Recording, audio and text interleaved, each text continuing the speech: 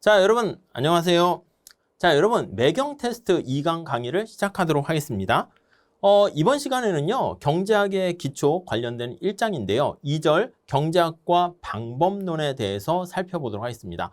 우선 경제학이 뭔가를 좀 설명드리고요. 경제학에서는 어떻게 세상을 바라보고 접근하는 거에 대해서 같이 살펴보는 시간을 갖도록 하겠습니다.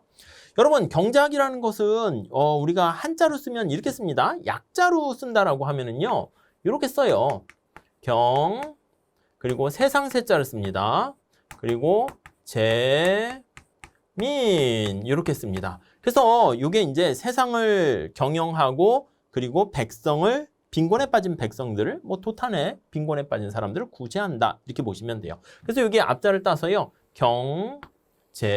이렇게 얘기를 해요. 그래서 우리가 세상을 어떻게 경영하는 게 잘 경영하니? 라고 하면 우리가 1강에서 살펴본 것처럼 효율적으로 잘 경영을 해야 된다라는 그 얘기가 여기에 여기에 담겨 있고요. 백성들의 빈곤에서 좀 뭔가 살기 좋게 부를 재분배해야 된다. 이게 공평성과 관련된 얘기다라고 생각을 하시면 되겠습니다. 자, 그런데 우리가 영어로 표현하면요. 이거를 이코노미 이렇게 얘기하잖아요. 이코노미.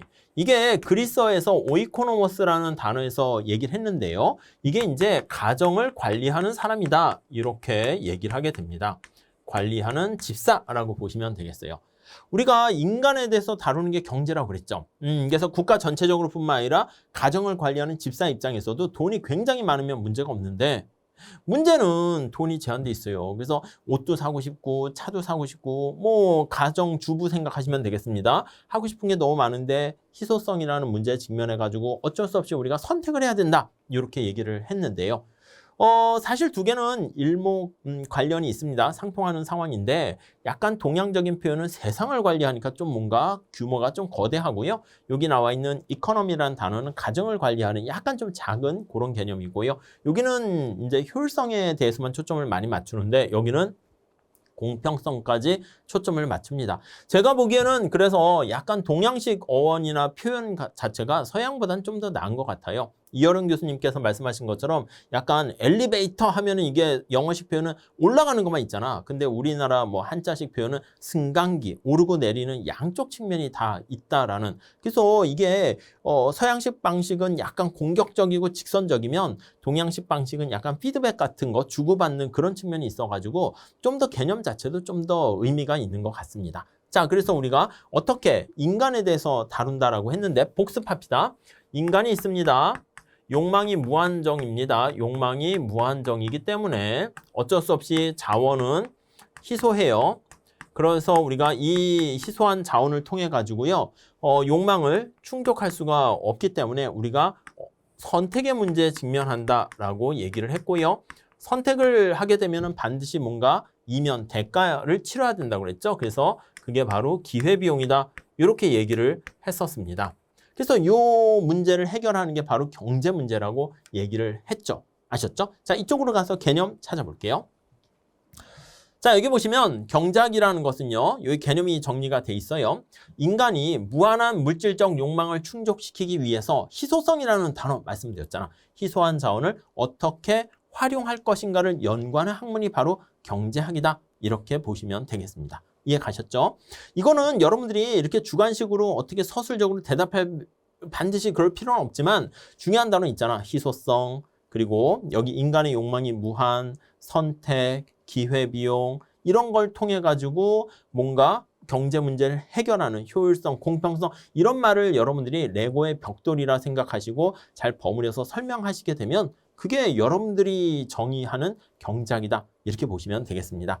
애덤 스미스가 국부론에서요. 개인이나 사회가 희소한 자원을 희소성 나와 있죠. 선택이라는 말 나와 있죠. 선택적이고 그리고 효율적으로 사용해서 효율성 나와 있습니다. 여러 가지 재화나 서비스를 생산, 교환, 분배, 소비까지 보시면 되겠고 과정에서 발생하는 여러 가지 경제 현상의 법칙과 그리고 질서를 연구 분석하여 이를 바탕으로 인간의 어떤 경제적 삶을 좀 더 향상시키고 윤택하게 만드는 방안에 대해서 연구하는 학문이 바로 경제학이다. 이렇게 보시면 되겠습니다. 애덤 스미스는 잘 아시죠? 국부론, 국가의 부를 어떻게 하면 크게 할 수 있는가? 그걸 쓴 사람입니다. 이쪽에 보시면 자, 애덤 스미스가요. 아담 스미스 이렇게 얘기하죠. 스미스가 1776년에 국부론이라는 책을 쓰게 됩니다. 말 그대로 국가의 부를 어떻게 하면은 향상시킬 것인가 이거를 책을 썼어요. 이때가 1776년 이게 이제 또 아시는 분은 아시겠지만 미국이 독립선언을 한 날이에요. 그래서 정치적인 어떤 자유와 경제적 자유를 부르짖은 뭔가 이게 또 우연의 일치일까 해서 음모론을 주장하는 사람들이 있을 수는 있는데 아무튼 애덤 스미스는요 원래 경제학자는 아니었어요. 영국의 글래스고 대학에서 윤리학자였습니다. 윤리학을 가르쳤어요. 윤리학. 근데 왜 경제학의 아버지를 합니까? 글래스고 대학에서 윤리학을 가르치는데 그때 이제 경제가 막 성장하기 시작하는 거야. 그래서 부자들이 많이 생기기 시작했습니다. 자, 부자 하면 돈이 되게 많잖아. 이게 다 달러, 돈으로 막 이렇게 있는데 슬퍼하는 거야. 화난 표정 같네요. 눈물을 흘린다고 합시다. 이렇게 울고 있어.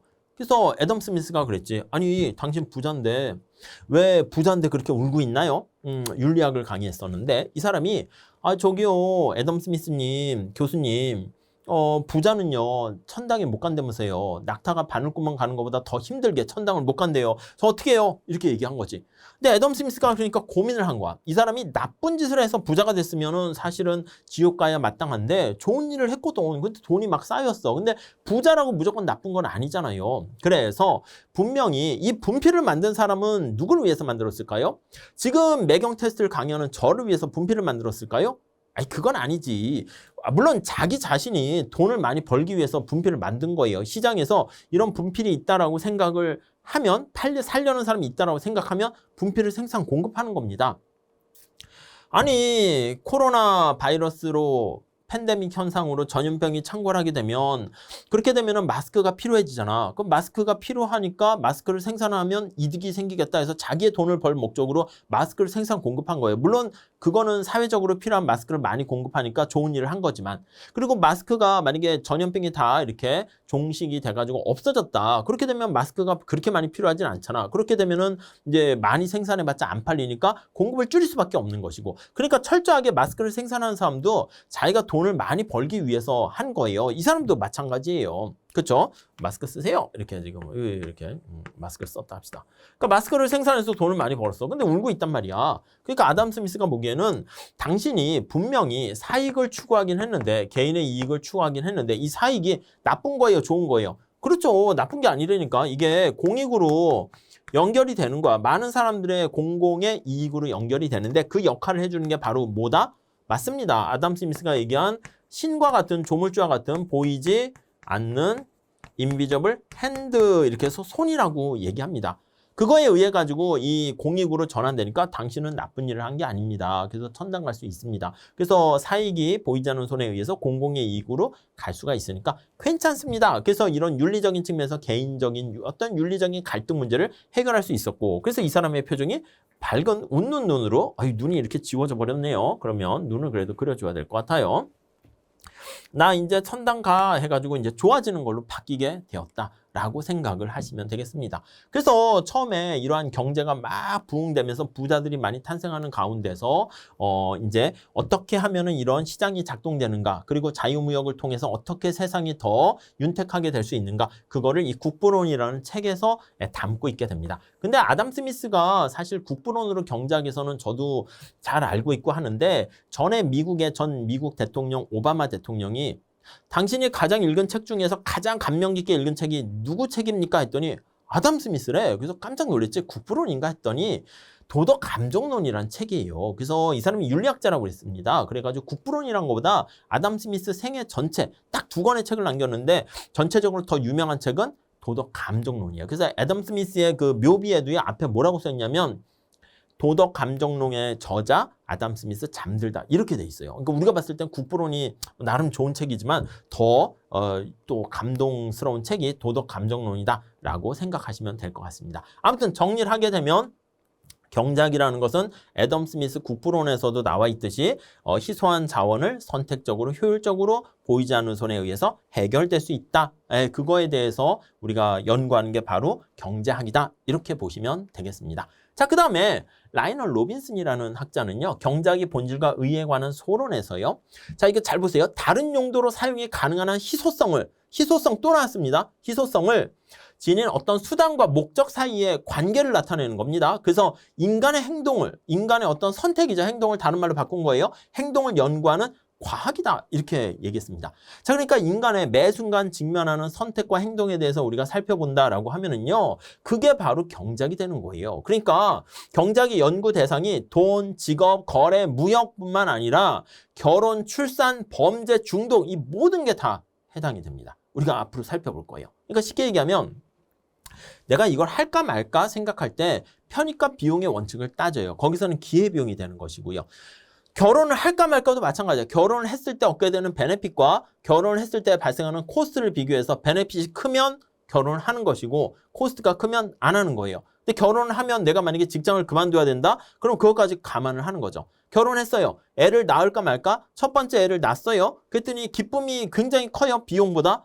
그러면 애를 낳는 거고 둘째를 낳습니다. 그랬을 때 또 키우는 즐거운 베네핏이 있는데 여러 가지 육아 비용이라든가 또 그게 이중으로 들어가게 되니까 코스트가 발생해. 그랬더니 아이고 베네핏보다 코스트가 커. 그러면 출산은 거기서 스톱하는 것이고 은행을 털까 말까 이거 어떻게 합니까? 맞아요. 털었을 때 내가 성공할 확률과 걸리지 않을 걸리면 감옥에 가야 되잖아요. 그래서 얻게 되는 돈과 이걸 따져보는 거야. 그래서 베네핏이 코스트보다 크게 되면은 은행을 터는 것이고 야, 안 돼. 안 터는 것이죠.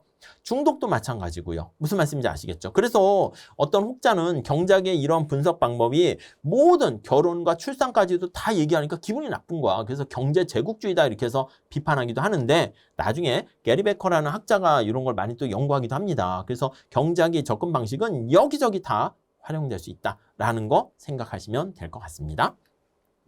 자, 그럼 경작은 어떻게 접근을 하는데 그 방법론은 뭐야? 첫 번째는 먼저 문제를 인식합니다. 가볍게 보세요. 어떤 문제? 우리나라가 지금 경제가 침체되고 있어. 왜 이런 문제가 발생했지? 그런 걸 먼저 인식을 하고요.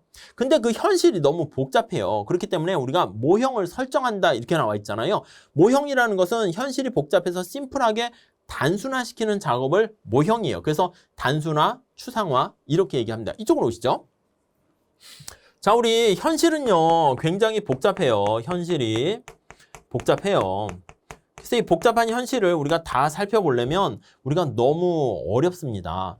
여러분 생각을 해봐요. 대통령이 밑에 비서에게 얘기를 합니다. 대통령께서 비서에게 야, 나 말이야 서울에서 부산까지 가는데 지도 좀 하나 만들어 주렴 이렇게 했어요. 그래서 첫 번째 비서는요 우리나라 지도를 막 이렇게 되게 잘 그렸어요. 이렇게 대략 그릴게요. 제가 잘 못 그려서. 그래서 이렇게 그리고 울릉도, 독도 그리고 제주도 그리고 엄청나게 자세한 지도를 그렸습니다. 그리고 서울에서 부산까지 갈 때는 고속도로가 어디 있고 여기 산맥도 막 표시를 하고 네, 그 다음에 고속도로뿐만 아니라 여기 독도는 당연히 우리 땅이고 이렇게 막 그림까지 그리고 막 이렇게 산맥도 표시를 했습니다. 그런데 두 번째 비서는요.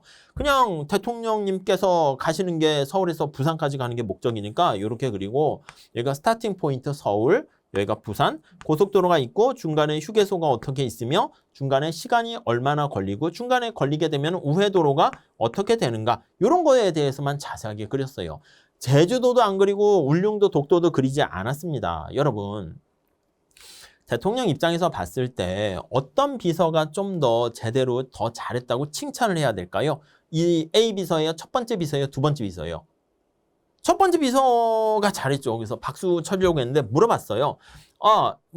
A 비서관, 이 지도를 만드는데 얼마나 걸렸습니까? 물어봤더니 대통령님 제가 잘 보이려고요. 한 달을 꼬박해서 만들었습니다. 이렇게 얘기하는 거야. 그래서 두 번째 비서관한테 이거 지도 만드는데 얼마나 걸렸습니까?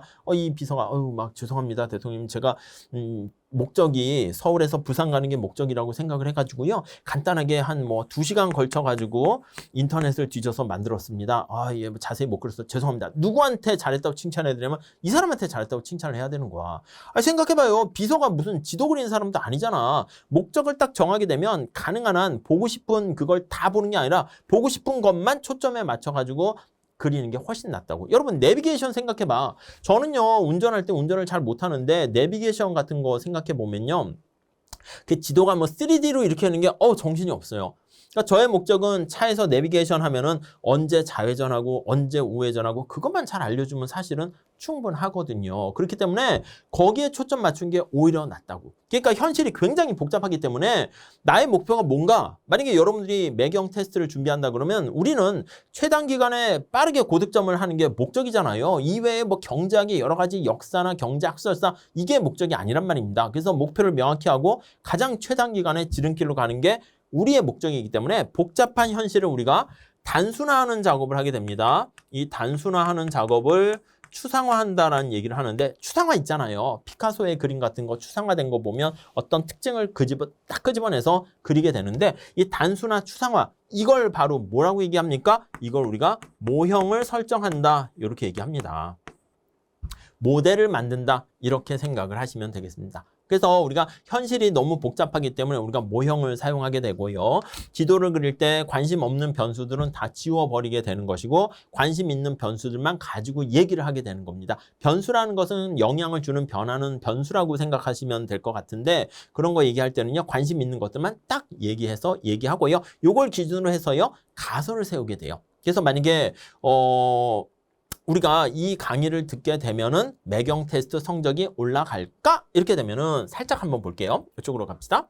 이 사람의 모형을 세웠어요. 성적이 과연 내가 몇 점을 받을 것인가에 영향을 주는 요인들이 굉장히 많이 있을 거예요. 첫 번째는 이 강의가 도움을 줄 수도 있고요. 근데 어떤 사람의 IQ 능력도 뭐 그 사람의 어떤 성적에 영향을 줄 수 있고요. 또 뭐가 있을까요? 그 사람의 체력이라든가 등등등 뭐 운도 있고 많은 요인들이 있을 거예요. 그 중에서 우리는 다른 것들도 다 관심이 있지만 가장 관심이 있는 게, 야, 이 강의를 들으면 성적이 얼마나 올라갈 수 있겠어? 이게 초점이다라고 하면 여기에 초점 맞춰서 살펴보고 다른 것들은 고정돼 있다는 것을 전제로 얘기할 거예요. 그게 이제 우리가 세터리스 페리부스 해가지고요. 살펴볼 겁니다. 아셨죠? 네, 그 정도만 정리하시면 돼요. 그래서 이 강의를 들으면 그렇게 모형을 설정한 다음에 가설을 세웁니다. 성적이 얼마나 향상될 것이다 라는 가설을 세우고, 그런 가설에 따라서 우리가 진짜 그게 맞나를 검증을 하게 됩니다. 아셨죠? 자, 이쪽으로 오시면은요.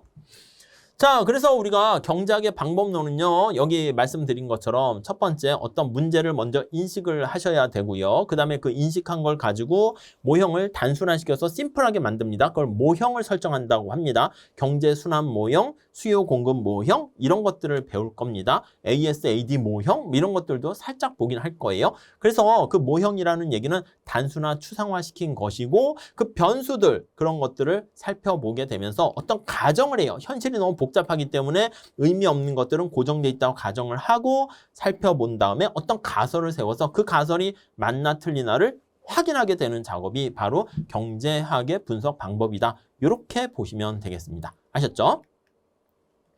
자, 그래서 그 이론에 대한 검증과 관련해서는 어떻게 합니까? 가정을 세워서 그 어떤 추론을 세워요. 그래서 가설을 세웁니다. 그 다음에 이거는 이제 연구자들이 하는 거니까 여러분들은 그냥 뺄 수는 없어요. 그래서 살짝 보긴 하는 건데 가볍게 보세요. 어떤 가설이 맞나 틀리나를 검증을 합니다. 그래서 우리가 그게 현실을 잘 설명하면 이론으로 법칙으로 남는 것이고 아니면 폐기됩니다. 여러분, 뭐 저도 인터넷이나 유튜브에 보면 어떤 사람들은 경제, 특히 뭐 수능 이런 경우가 많은데 경제학이 뭐 가정의 학문이고 현실 설명 못하고 막 헛소리 하는데, 아니에요. 경제학만큼 현실에 바탕을 둔 학문이 없어요. 그러니까 굉장히 그 경제 이론이 현실을 설명 못하면 그 경제 이론은 그냥 폐기 처분된다니까?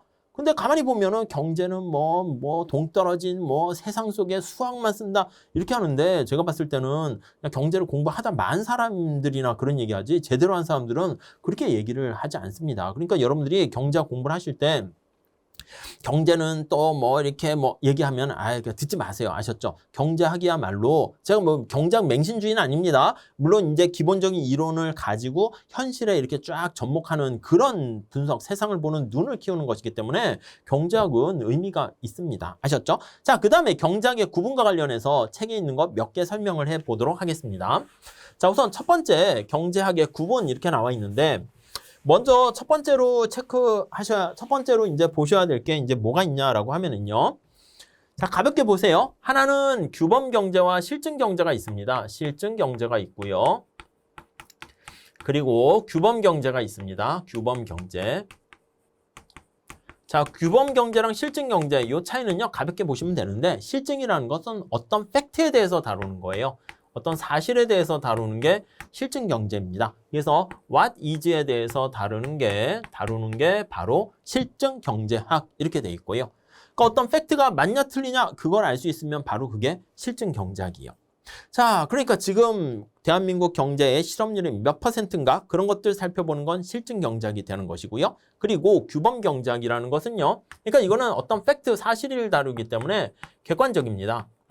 근데 규범 경제학이다라고 하면요. 어떤 팩트라기보다는 어떤 방향성을 얘기하는 거예요. 가치 판단을 나타내는 겁니다. 대한민국의 실업률이 8%다. 이거 지금 높은 상황인데 어떻게 해야지 이걸 해결할 수 있을까? 그 처방책을 다루는 것입니다. 그래서 어떻게 가야 되는가? 이걸 이제 노멀티브라고 이걸 파지티브라는 표현을 쓰는데 뭐뭐 해야만 한다라는 당위성이 들어가요. 그래서 what should be 이렇게 얘기를 합니다. 그러니까 이 당위라는 그거고 약간 주관적인 측면이 가까워요. 그래서 여기 should라는 단어가 뭐뭐 해야만 한다라는 거잖아요. 그래서 어떤 당위성을 반영한다라고 보시면 될 것 같습니다. 그래서 이 두 가지만 살짝 봐두시면 될 것 같고요. 그 다음에 또 우리가 현실이 되게 복잡하잖아요. 그래서 대한민국 경제 전체가 얽히고 설키고 다 돼 있어요. 그래서 자동차 시장이다라고 하면 자동차 시장 하나만 있는 게 아니라 여러 가지 시장, 부품 시장과 전자제품 다 이렇게 시장이 또 관련이 있단 말입니다. 이게 이제 수요 공급할 때 그래프로 많이 그릴 건데요. 근데 이걸 다 보면 정신이 없고 머리가 아프기 때문에 관심 있는 부분 하나만 딱 보는 거야. 우리의 관심사는 지금 매경 테스트가 관심사예요. 그래서 매경 테스트의 출제 경향과 이걸 봐가지고 목적 적합하게 딱 준비를 하는 게 우리의 관심사지 무슨 뭐 수능이 어쨌거나 무슨 뭐 공무원 시험의 경작이 이거는 우리의 관심사가 아니거든. 그래서 보고 싶은 한 부분만 딱 놓고 보는 게 그거를 부분 균형 분석이다. 이렇게 얘기를 합니다. 이해 가시겠어요? 그래서 우리가 이걸 많이 쓸 겁니다. 근데 현실은 다 얽히고 설키고 이렇게 있기 때문에 이 모든 상황을 다 한꺼번에 살펴보는 그런 접근법을 사용하게 되는데 이게 제너럴, 일반 균형 접근 방법이다. 이렇게 얘기합니다. 그래서 일반 균형 분석이다. 이렇게 얘기할 거예요. 자, 그래서 다시 요거 뒤에 나중에 살짝 다시 말씀드릴 겁니다. 부분 파셜 분형, 파셜 이퀄리브리엄 어널리시스다 이렇게 하면은요. 보고 싶은 한 부분만 놓고 보는 거예요. 그래서 우리가 다른 관심 없는 부분은 일정하다라고 가정을 해요. 세터리스 페리부스 이렇게 얘기하는데 다른 요인들은 일정하다는 가정하에 얘기를 진행하고요. 일반균형 분석이라는 것은 모든 시장을 다 살펴본다. 그래서 여기다 살짝 보시면 모든 시장의 상호 의존적인 관계를, 상호 의존성을 동시적으로 다 살펴보는 게 일반 균형 분석이다. 이렇게 보시면 되겠습니다. 그 정도 하나 보시고요. 자, 그리고 또 하나 우리가 보셔야 될 거는 이게 정태적인 분석과 동태적인 분석이 있어요. 정태적인 분석이라는 것은 우리가 스냅 사진을 생각하시면 돼.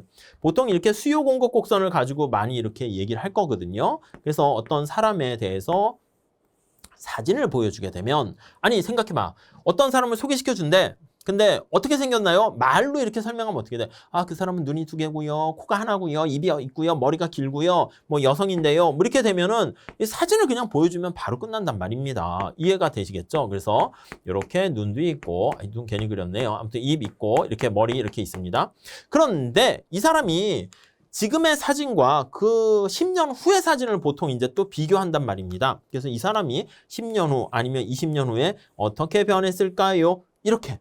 그러면 눈이 작아지고 머리가 커트가 되고 뭐 등등등 이렇게 좀 살도 찌고 이렇게 되면 머리 이렇게 모양이 변할 수 있겠죠? 그러면 이제 뭐 그런 변화한 거를 비교합니다. 이렇게 얘기하는 것을요. 우리가 비교한다 해서 비교 정태라는 건 멈춰져 있는 거예요. 분석이다. 이렇게 얘기합니다. 그래서 이거는 두 스냅 사진을 멈춰있는 사진을 두 개 비교해서 뭐가 어떻게 달라졌니 살펴보게 되는 것이고요. 또 하나 이걸 정태 분석이라고 얘기를 하고요. 정태라는 말이에요. 동태 분석이라는 게 있어요. 이 정태는 스태틱 이렇게 표현을 해요. 스태틱 어널리시스 이렇게 얘기하는데 동태 분석이라는 것은 동영상을 찍는 거야. 이게 변화 전과 변화 후를 비교하는 게 아니라 동영상을 가지고 쭉 이렇게 살펴보는 겁니다. 그 시간을 고려하는 거죠. 동영상 시간, 이 기간이 있잖아요. 그래서 이걸 우리가 동태 분석이다. 이렇게 얘기를 할 겁니다. 이해 가시겠습니까? 그래서 다이나믹이라는 말을 쓰게 됩니다. 그래서 다이나믹 분석이다라고 하면 이거는 동태 분석, 정태 분석 이렇게 보시면 될 것 같습니다. 또 하나 중요한 게 뭐가 있습니까? 라고 하면요. 우리가 경작은 크게 미시경제랑 거시경제로 나눕니다. 그래서 미시경작이다라고 하면요. 이게 작을 미자를 써요. 마이크로 이렇게 얘기합니다. 마이크로 이코노믹스 이렇게 얘기하고요. 거시경작이다라고 하면 매크로 이코노믹스 이렇게 얘기합니다. 매크로.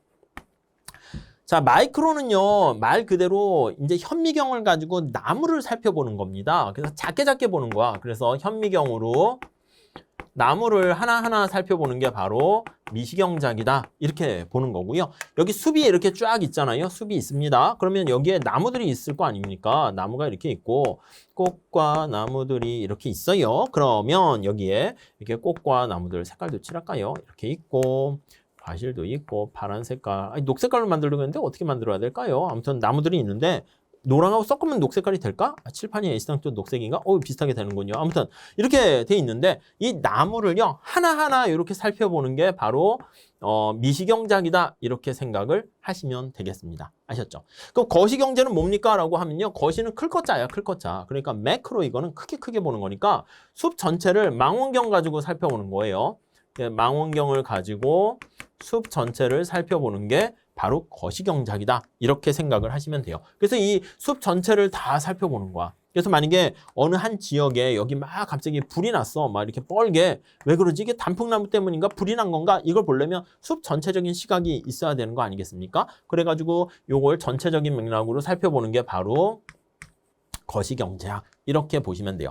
아니 어느 방식이 좋습니까? 우리 둘 다 봐야 돼. 둘 다 봐야 돼. 둘 다 상호 의존적이기 때문에 미시적인 접근법과 거시적인 접근법을 다 우리가 살펴보게 됩니다. 축구 경기를 합니다. 그러면 나는 관심사가 손흥민이야. 그러면 손흥민 경기만 하나하나 이렇게 봐서 손흥민의 행동을 살펴보는 게 바로 미시경제학이다. 이렇게 생각하시면 축구 경기를 전체를 다 봐가지고요.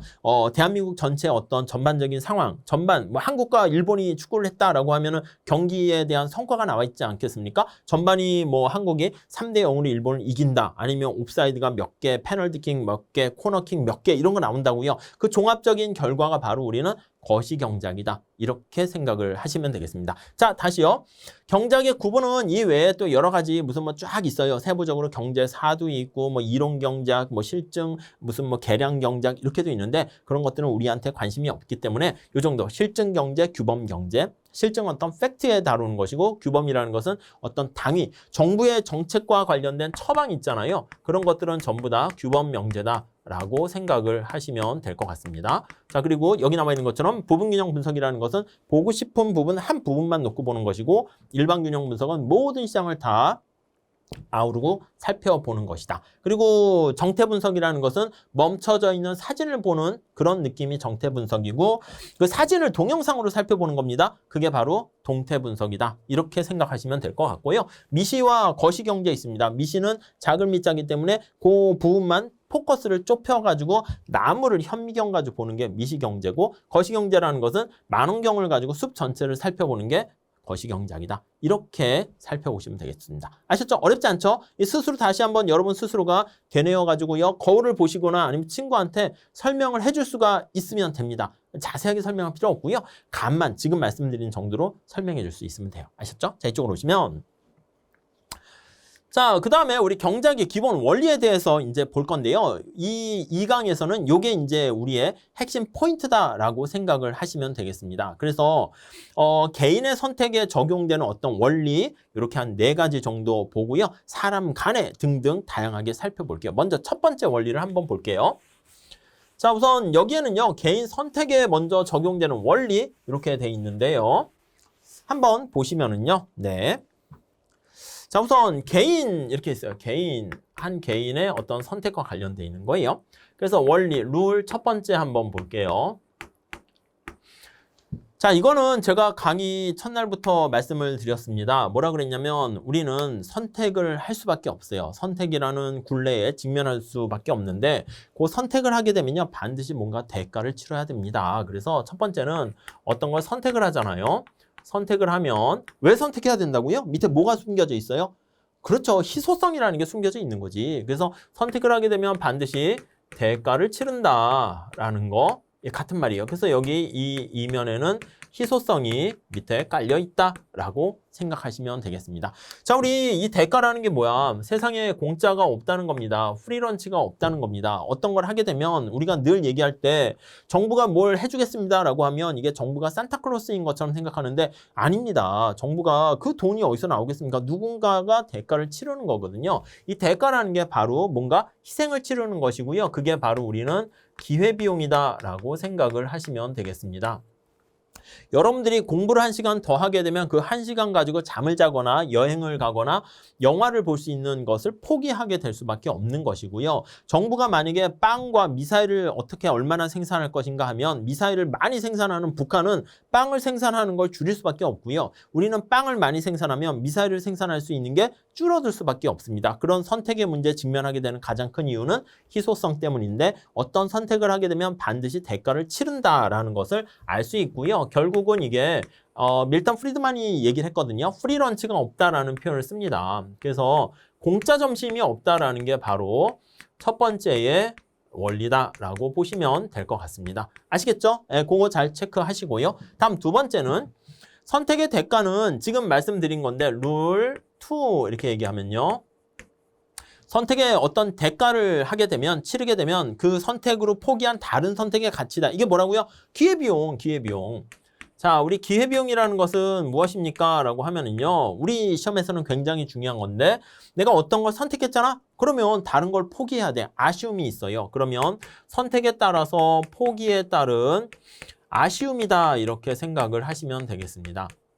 자, 우리 그 프로스트의 가지하는 길 거기 책에 보시면 나와 있는데 그 많이 읽어보셨을 겁니다. 내가 이렇게 가다 보니까 길이 두 갈래의 길이 있었대. 우리 이제 인생에서도 마찬가지잖아. 내가 이 길을 갈까? 저 길을 갈까? 고민을 합니다. 나는 이 길을 갔다 이거야. 남들은 다 이 길 가는데 난 이 길 갔어. 그렇게 되면 좀 불안하긴 해요. 남들은 많이 사람들이 가는 길을 가다 보니까 뭐 이렇게 발자국도 있고 길이 좀 넓게 이렇게 다져져 있는데 나는 완전히 숲을 헤쳐가는 거니까 고생은 엄청나게 했습니다. 그런데 나중에 이제 종국에 도달했을 때는 뭐 같은 게 이제 만나긴 하는 건데 야, 너 어땠어? 라고 했을 때 저쪽 길은 가지 못해서 아쉬움이 남는다니까?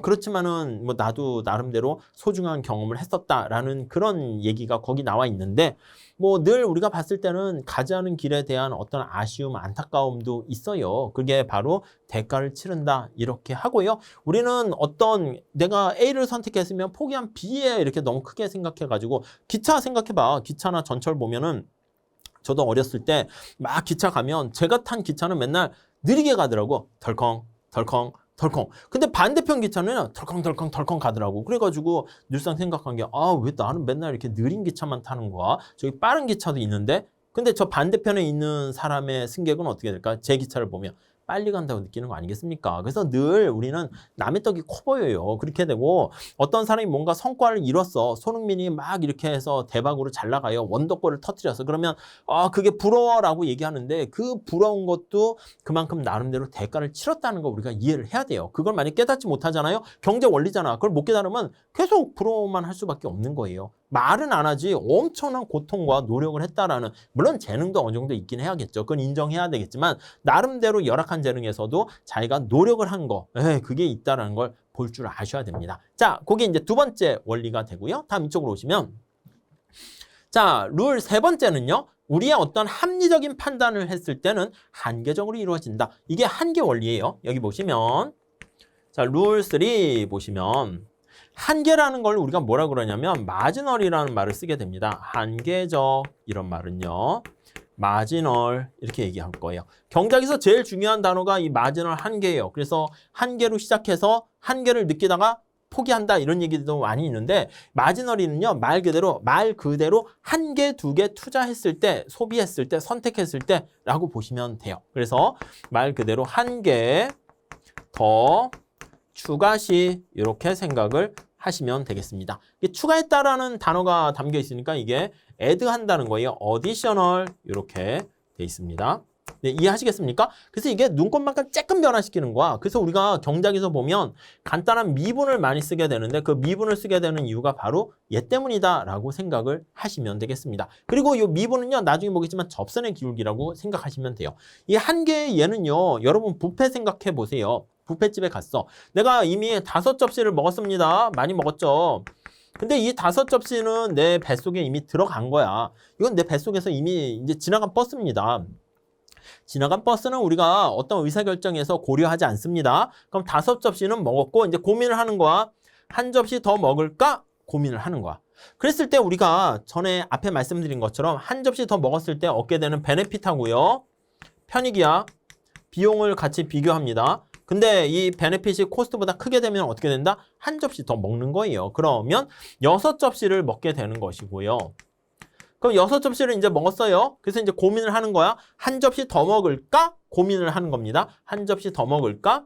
그럼 7접시가 되겠죠. 그런데 가만히 살펴보니까 그때 얻게 되는 베네핏보다 코스트가 더 커. 이렇게 되면 어떻게 돼? 한 접시 먹었을 때 베네핏은 있긴 있지만 코스트가 더 크기 때문에 이거는 먹어서는 안 되는 거예요. 스톱! 이렇게 해야 됩니다. 그래서 우리가 얼마나 소비를 할 것이고 얼마나 생산할 것인가 이러한 원리는요. 여기 나와 있는 한계의 원리에 입각해서 의사결정을 한다라고 생각을 하시면 되겠습니다. 아셨어요? 네, 그렇게 보시면 돼요. 우리 결혼의 경작에서도 마찬가지예요. 결혼을 했어요. 애를 한 명 낳을까 말까 한 명 낳았어요. 낳았더니 베네핏이 코스트보다 커. 그러면 낳고요. 또 한 명 더 낳을까? 아이고 근데 교육비도 그렇고 우리 생활도 좀 그렇고 뭐 있으면 좋겠지만 대가, 기회비용, 코스트가 너무 큰 것 같아요. 뭐 여성이나 아니면 남성도 좀 그런 것 같은데 가사 노동을 해야 되기 때문에 다니던 직장을 그만두면 경력 단절이 일어납니다. 그렇게 되면 스톱해서 애를 한 명만 낳게 되는 것도 마찬가지입니다. 공부도 마찬가지입니다. 야, 저 강의를 말이야 내가 1시간 들었더니 뭐 괜찮은 것 같으네. 그럼 1시간 더 듣는 거야. 1시간 더 들을까 말까 했을 때 얻게 되는 베네핏과 코스트를 비교해 봤더니 코스트가 더 커. 아이 그만 듣자. 이렇게 되는 거예요. 아셨죠? 이게 굉장히 중요합니다. 그래서 우리가 선택을 할 때는 한계적으로 한 발 한 발, 여기서부터 우리가 집에 갈 때도 한 발 한 발 가는 거지 이렇게 뿅 해서 가는 거 아니잖아요. 그렇기 때문에 이 한계 원리라는 걸 여러분 잘 체크해 주시기 바랍니다. 다음에 4번째 볼게요. 자, 4번째 원리는요. 우리의 어떤 선택은 경제적 유인 또는 인센티브에 반응한다. 여러분 룰 4는요. 인센티브와 관련된 얘기예요. 자, 사람들은요, 인센티브에 반응하는 동물이다. 이렇게 얘기합니다. 유인입니다. 여러분, 행동경제학에서 최근 이슈가 되는 넛지라는 거 한번 들어보셨습니까? 그게 뭐냐면, 우리가 채찍과 당근과 관련된 그런 얘기인데, 네덜란드에 스키폴 공항이 있는데요. 거기 외국인들이 많이 왔다 갔다 하나 봐. 근데 화장실이 공중 화장실이기 때문에 약간 여성분들은 모를 수 있겠지만은 소변기가 있는데 이렇게 주변이 막 오줌을 좀 소변을 줄줄 이렇게 하나 봐요. 여기서 어떤 사람이 아이디어를 냈는데 소변기에다가 파리 스티커를 탁 붙인 거야. 가짜 파리죠. 사람들이 어떻게 됐을까요? 가짜 파리인데 그 파리를 막 겨냥하다가 이게 화장실이 깨끗해진 거야. 그러니까 우리가 넛지라는 게 옆구리를 툭 친다라는 것인데 별거 아닌 그런 작은 행동이 이 긍정적인 파급 효과를 가져올 수도 있다는 겁니다. 그래서 우리가 보통 보면은 나쁜 일에 대해서는 페널티, 채찍, 그게 이제 보통 조세를 부과하고요. 좋은 긍정적인 일 같은 경우에는 우리가 보조금을 지급합니다. 기업이 나쁜 짓을 하거나 환경을 오염시키면 거기다가 텍스를 부과하는 피구세 같은 걸 부과한다라고 하고요. 만약에 어떤 뭐 괜찮은 의무 교육이라든가 이런 것들은 교육받는 거는 좋은 거잖아. 그렇게 되니까 그런 경우엔 정부가 보조금, 장학금을 지급한다. 이렇게 보시면 되겠습니다. 그래서 개인의 선택과 관련된 원리 중에서 중요한 게 첫 번째, 선택은 반드시 대가가 따른다. 그 대가는 바로 기회비용이다. 어떤 선택을 할 때는 한계적으로 우리가 접근을 한다. 거기까지 보시고 선택을 할까 말까 할 때 또 하나 중요한 게 어떤 인센티브라는 게 있어서 이런 인센티브 메커니즘이 또 경제학에서는 굉장히 중요한 토픽 이슈 중에 하나다. 이렇게 보시면 되겠습니다. 아셨죠? 자, 그 다음 한번 살펴보도록 하겠습니다. 자, 그 다음은요. 개인 간의 상호작용에서 적용되는 기본 원리다. 이렇게 나와 있습니다. 첫 번째는요. 자유의사에 따른 교환, 거래는 서로를 이롭게 한다는 게 첫 번째고요. 두 번째는 시장에 많은 사람들이 거래를 조정하는 시장이라는 게 가장 좋은 수단이다. 라고 생각하시면 되겠고, 세 번째는 개인 상호거래에 문제가 발생할 때는 제3자가 문제를 해결할 수도 있다라는 것입니다. 간단하게 살펴볼게요. 자, 이쪽에서 보시면 자, 우리가 앞서 살펴본 거는 개개인들의 어떤 행동의 원리에 대해서 살펴봤고요. 지금 상황에서는 개인 간의 상호작용입니다. 한 개인이 있는 게 아니라 한 명만 있는 게 아니라 두 사람 간의 어떤 주고받는 기브 앤 테이크 간의 상호작용에서 발생하는 원리를 살펴볼 거예요. 상호작용에서 발생하는 원리. 자, 우선 첫 번째 룰, 첫 번째 원리 뭐가 있습니까? 라고 하면요. 자, 여러분 강제적으로 뭐 계약을 체결해, 거래해 이게 아니라 왜 여러분들 뭔가 고기를 먹고 싶으면 어딜 가야 돼요? 마트나 백화점이나 어떤 슈퍼를 가야 되잖아요. 고깃집을 가야 돼요. 시장에 가야 됩니다. 여러분들이 고기를 생산했어. 그러면 고기를 팔려고 해. 어디 해야 돼요? 집에 가만히 놔둔다고 누가 사러 와요? 아니요. 시장에 마트에 가야 됩니다. 장터로 가야 돼요. 자, 그렇기 때문에 우리가 내가 만약에 고기를 팔 생각이 있다, 고기를 살 생각이 있다라고 하면 시장에 가서 우리가 이제 교환을 하게 됩니다. 거기 가면은 물건을 팔 수가 있고 살 수가 있다라는 그걸 이미 알고가 있어요. 그래서 내가 거기 가면은 내가 고기가 필요한 사람은 거기서 고기를 구입할 수 있고 팔려고 하는 사람은 고기를 팔아서 돈을 벌 수가 있습니다. 그래서 시장에서의 교환이 바로 우리는 바로 뭡니까? 라고 하면은 거래다 이렇게 얘기하게 되고요. 그래서 누군가 우리가 시장의 원리에서는 누군가가 이득을 보고 누군가가 손해를 보는 게 아니라 모든 사람들이 전부 다 시장의 거래를 통해 가지고 상호 이득을 얻게 된다라는 것을 우리가 계속 얘기를 할 거예요. 그러니까 제로섬 게임이 아니에요. 누군가가 잘 되면 누군가가 망하는 게 아니라 모든 사람들이 다 윈윈 되는 상황이 바로 시장의 교환을 통한 이득. 이게 국가로 확대하면 어떻게 돼요? 국가 간의 교환, 그게 바로 뭡니까? 무역이야, 무역. 그러니까 우리가 이제 아담 스미스가 국부론에서 얘기한 바로 그 원리가 이 자유무역이야, 자유무역. 강제적으로 무역해, 개방해 이런 것들은 바람직한 게 아니고요. 자유롭게 내가 무역을 해서 기브 앤 테이크 하는 거죠. 여러분, 무역이 없었던 상황에서는 우리나라가 옛날에 라떼마리아 얘기해서 죄송하지만 어렸을 때는요. 누가 병문안 갈 때 바나나를 사가지고 가면 바나나가 그렇게 희귀했거든요. 그러니까 그 사람이 바나나 먹으려고 다 병이 다 나요. 다 일어나는 거야. 근데 요즘은 어떻게 돼? 바나나 사가지고 가면 다 안 먹어. 냉겨가지고 막 썩기도 하고 막 그렇습니다. 왜 이런 일이 됐을까요?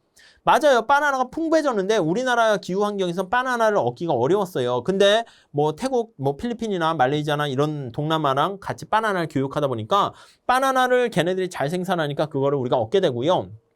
대신 우리나라는 자동차나 이런 게 기술이 있잖아. 노트북 같은 전자제품이 있으니까 그거를 바나나랑 교환해서 걔네들한테 주는 거야. 그러니까 걔네들은 말레이시아나 동남아에 있는 사람들은 바나나 주고 노트북을 받고 우리는 노트북 주고 바나나 받고 그렇게 되니까 더 많은 상품을 소비할 수 있고 서로 상호 이득을 얻게 된다는 것을 알 수가 있게 되는 것이죠. 그 원리를 우리가 캐치해내셔야지 경제학적 마인드가 생겼다라고 볼 수가 있겠습니다. 자, 그리고요. 이러한 원리를 우리가 조정하는 가장 좋은 수단이 바로 뭡니까? 하면 그게 룰 2 이렇게 나와 있는데 바로 시장에서 바로 그 역할을 하게 된다라는 것입니다. 자, 시장이다라고 하면은요, 우리가 다음 시간에 또 배울 텐데요. 물건을 사는 사람과 파는 사람들이 모여있는 장소를 바로 시장이다 이렇게 얘기를 하거든요. 그래서 사는 사람과 파는 사람들이 모이는 장소가 시장인데 이러한 교환의 역할을 누가 담당합니까? 라고 하면 가격이 바로 이러한 교환의 조정 역할을 하게 됩니다. 이게 아담 스미스가 얘기하는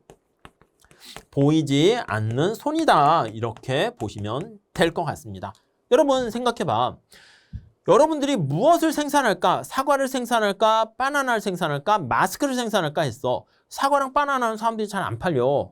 그런데 마스크는 막 이렇게 잘 팔린대. 그렇게 되면 아니면 옷을 생산할까? 마스크 생산할까 했는데 마스크에 대한 수요가 늘어나고 가격이 올라가면 당연히 옷보다는 마스크를 생산해야죠. 바나나 사과가 있는데 사람들이 사과에 대한 가격이 올라가고 수요가 많아. 그러면 내가 바나나 농사 짓는 거를 사과로 바꿔야 되는 거죠. 그래서 내가 무엇을 생산할 것인가 그 의사결정을 시장의 가격을 보고 우리가 결정을 하게 되는 겁니다. 물론 공급하는 사람도 마찬가지입니다. 공급하는 사람도 마찬가지고 사는 사람도 마찬가지입니다. 내가 바나나 살까 사과 살까 했는데 아이고 내가 돈이 제한돼 있잖아. 근데 바나나 가격은 그대로인데 사과 가격이 올라가. 그러면 그러면 바나나를 좀 사야겠다. 아니면 내가 커피를 아니면 콜라를 살까 사이다 살까 했는데 저는 지금 목이 말라서 탄산음료를 먹고 싶었는데 콜라 가격이 비싼 거야. 그럼 당연히 사이다를 사면 되는 것이죠. 그래서 내가 어떤 거를 살 것인가 할 때 대체 관계와 관련된 게 바로 이 가격이 거기 많은 어떤 시그널과 관련된 정보를 제시하게 됩니다. 그래서 우리는 이 시장의 원리에 의해서 희소한 자원이 어떻게 분배될 것인가 그걸 가격이 바로 결정을 해요. 여러분 어떤 예를 들면 전쟁이나 마스크도 마찬가지인데 재난 상황이 발생했어요. 그래서 재난이 발생하게 되면 보통 사재기가 많이 일어납니다. 그러다 보니까 여기 물이 하나 있는데 이 물이 원래 한 1,000원 정도 했었는데요. 요 앞에 편의점에서 이 물 가격을 10,000원으로 올렸어요. 10,000원.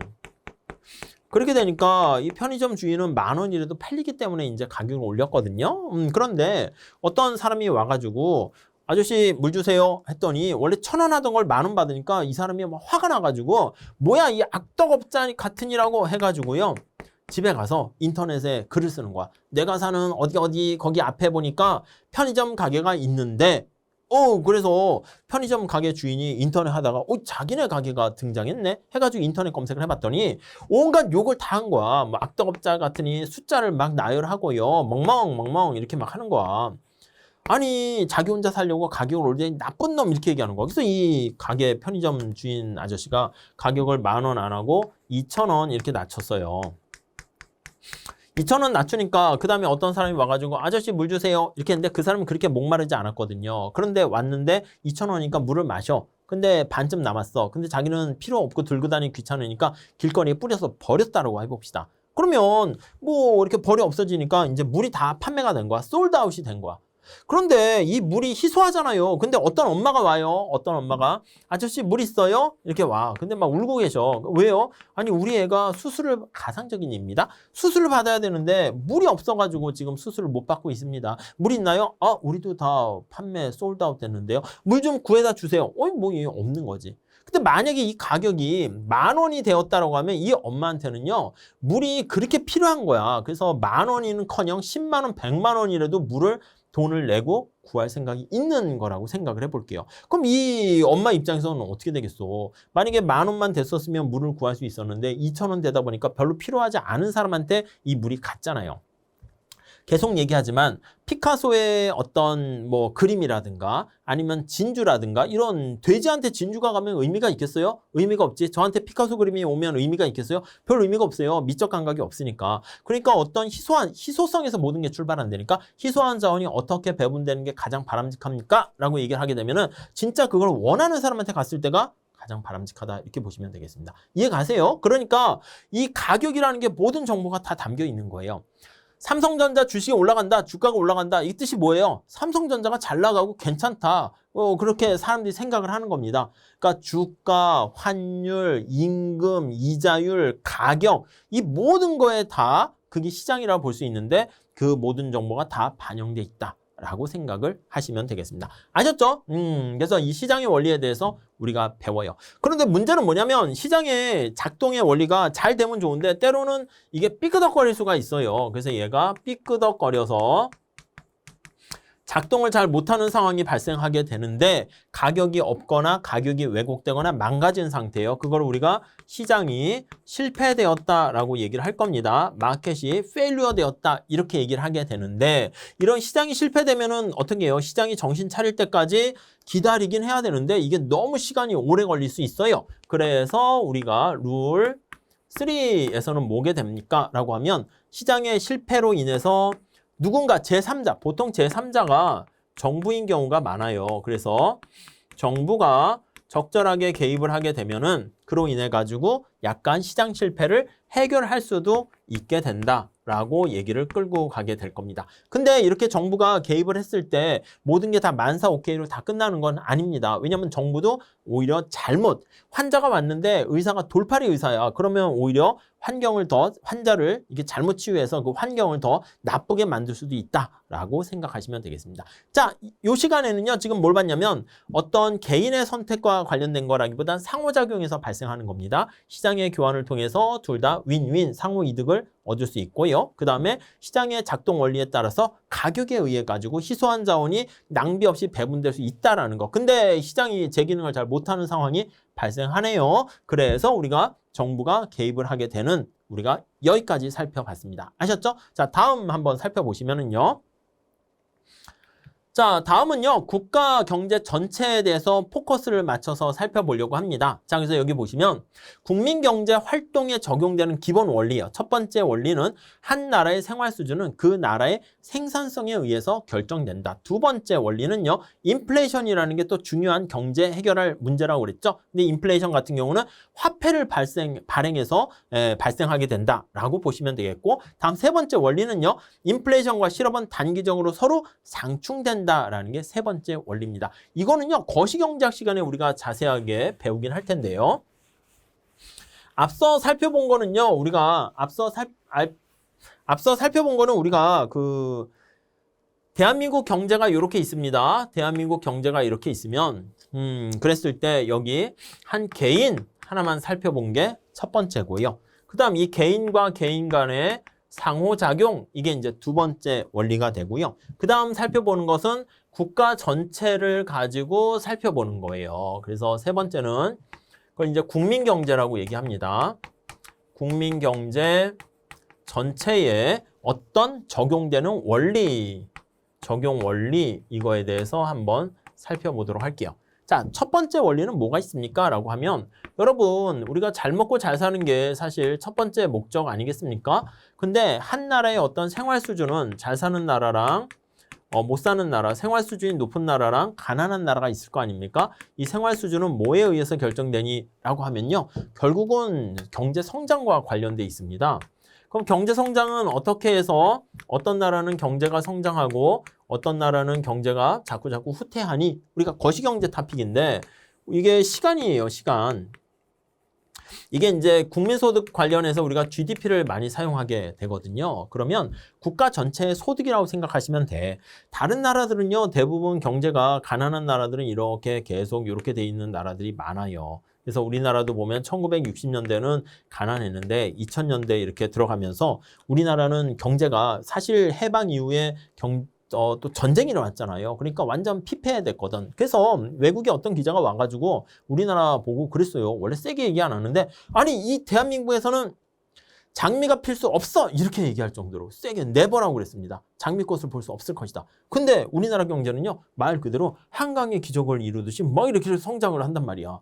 놀랍죠. 그래서 이렇게 성장 속도가 빠른 나라가 있고요. 이렇게 느린 나라가 있어. 아니 어떤 나라는 이렇게 경제가 성장하는가라고 하는 이코노믹 그로스라고 얘기를 하는데 그 성장의 원천은 무엇인가 봤을 때요. 이 원천 밑바닥에는 바로 생산성이다라고 얘기를 합니다. 생산성이라는 것은 특히 노동 생산성 얘기하는데 노동 한 명당 아웃풋이 얼마나 산출되는가. 그러니까 똑같은 한 시간을 투자했는데 얼마나 성과가 좋은가. 그걸 가지고 생산성 이렇게 얘기를 하게 돼요. 그래서 생산성이 높은 나라일수록 자 결론은 이거예요. 생산성을 높은 나라일수록 경제 성장이 빠르게 되고요. 경제가 성장하면 완벽한 건 아니긴 하지만 생활 수준이 높아진다. 결국 그래서 생산성을 높이는 게 중요하다. 이렇게 보시면 돼요. 그리고 또 하나의 룰 2 한번 보시면 자 우리가 인플레이션이라는 물가가 상승하는 것도 별로 좋지 않거든요. 인플레이션 여러분 경제가 성장하려면 돈을 많이 찍으면 되지 않습니까? 아니죠. 그렇게 초딩 같은 생각을 하시면 안 되죠. 여기 사과가 만약에 10개가 있는데 돈이 있어. 원화가 이렇게 1원짜리가 만약에 10개가 있어요.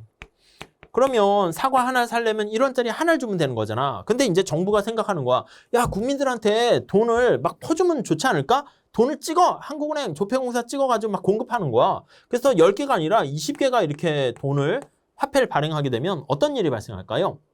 맞아요. 사과 하나를 사기 위해선 옛날엔 1원짜리 하나 주면 되는 건데 이제 1원짜리 2개 줘야 되는 거야. 그러니까 우리가 생각할 때 인플레가 발생하면 물가가 상승하는 걸 인플레이션이라고 얘기하잖아요. 여러분 1970년대 대학 등록금이 얼마였는지 아세요? 물가가 상승하는 거예요. 물가가 전반적으로 상승하는 건데 1960년대, 70년대 대학 등록금이 20만 원이었단 말이야. 그럼 지금 생각으로 하면은 20만 원이면 한 3, 400, 400 정도 된단 말이죠. 그래서 그 회사에서 얘기하는 거야. 저는요, 죽을 때까지 월급 20만 원 받겠습니다. 이렇게 했어. 그때만 해도 그게 큰 돈 중에 하나였을 수 있긴 하겠는데 지금 상황에서 월급 20만 원이면 어떻게 살아? 그러니까 1970년대 20만 원과 지금의 20만 원은 어떻게 가치가 다르죠. 화폐 가치가. 왜요? 인플레이션이 발생해가지고 여기 나와 있는 것처럼 물가가 상승하게 되면은 1원에 화폐 가치가 하락하게 됩니다. 화폐 가치가 하락해요. 이렇게 되면은 어떤 일이 발생하냐면 화폐를 보유하고 있는 사람은 가난해집니다. 그러니까 우리가 인플레가 발생할 때 경제적 폐해는 사람들이 부동산 이런 데로 막 가게 되는 거예요. 그래서 화폐 보유자가 손해를 보게 돼요. 이렇게요. 네, 그런 문제가 발생하게 돼요. 자, 그래서 우리가 해결해야 될 한 문제가 바로 인플레이션이다라는 걸 알 수 있고요. 세 번째 우리가 봐야 될 문제는 뭐가 있습니까? 라고 하면요. 우리가 잡아야 될 두 마리 토끼가요. 단기적으로 봤을 때 하나는 인플레이션이고요. 그리고 또 하나는 뭐가 있냐라고 하면 실업이에요. 실업이라는 것은 실업률이라는 것은 일자리를 원하는데 일자리 갖지 못한 사람을 실업자다 이렇게 얘기하거든요. 우리가 잡아야 될 두 마리 토끼인데 요거 두 개는요. 보통 서로 트레이드오프 관계가 존재해요. 그래서 만약에 트레이드오프 관계, 상충 관계라고 하죠. 어느 거 하나를 더 얻기 위해서는 다른 뭔가를 포기해야 됩니다. 만약에 물가를 잡으려고 하잖아요. 그럼 돈을 좀 이렇게 푸는 걸 줄여야 되고요. 그러면 경기를 약간 이렇게 막 확장적 정책을 썼던 걸 줄여야 돼. 그렇게 되면 실업률이 올라가는 그런 문제가 발생하고 실업률을 낮추기 위해서는 정부가 경기 부양책을 써야 되는데 그러다 보면 뭐 물가가 상승하게 되는 그런 문제가 발생합니다. 이거는요. 나중에 뒤에 뭐 필립스 곡선이다 해가지고 거기서 살펴보긴 할 거예요. 그래서 단기적으로는 인플레이션과 실업이라는 두 문제가 상충되고 물론 장기적으로는 관련이 없는 것도 발견되긴 합니다. 자, 그래서 국민 경제 전체에 적용되는 원리 첫 번째는요. 우리가 생활 수준을 높여야 되는데 그러기 위해서는 경제가 성장해야 되고 그러려면 생산성을 높여야 된다가 첫 번째고요. 두 번째는요. 인플레이션이 발생하게 되는 이 물가 상승이라는 걸 잡기 위해서 우리가 여기 나와 있는 것처럼 뭔가 화폐 가치가 떨어지는 거니까 우리가 해결해야 될 문제인데 왜 이게 발생했습니까? 돈을 무조건 많이 찍어가지고 발생했다라는 거. 인플레이션의 원인에 대한 얘기고요. 세 번째는요. 인플레이션과 실업이라는 것은 두 개가 상충 관계가 존재하게 됩니다. 트레이드오프 관계가 존재하기 때문에 두 마리 중에 하나를 잡으려고 하는 거. 이게 우리가 필립스 곡선에 그게 반영돼 있다라고 보시면 될 것 같습니다. 자, 그래서요. 우리가 경제를 둘러싼 몇 가지 개인의 원리, 그리고 상호작용 사이에서 발생하는 원리, 그리고 국민 경제 전체에서 발생하는 원리 이렇게 살펴봤습니다. 자, 그래서 이번 시간에는요. 경제가 무엇인가, 그래서 경세재민이라는 그 용어서부터 말씀을 드렸고요. 그래서 중요한 거는 경제의 여러 가지 뭐 이제 분류, 유형, 그리고 경제학자들이 세상을 바라보고 이론을 만들어내는 과정 그런 것들 살펴봤는데 중요한 거는 마지막에 봤던 경제를 지배하는 원리 있잖아요. 그걸 중심으로 잘 체크해서 정리하시면 될 것 같습니다. 자, 이렇게 하시고요. 다음 시간에는 구체적으로 경제학의 분석 툴, 모형에 대해서 배울 건데요. 대표적인 모형이 바로 수요 공급 모형이거든요. 수요 공급 모형이란 어떻게 우리가 생겨났으며 그걸 이용해서 세상을 어떻게 바라볼 것인가에 대해서 같이 공부하는 시간을 갖도록 하겠습니다. 감사합니다.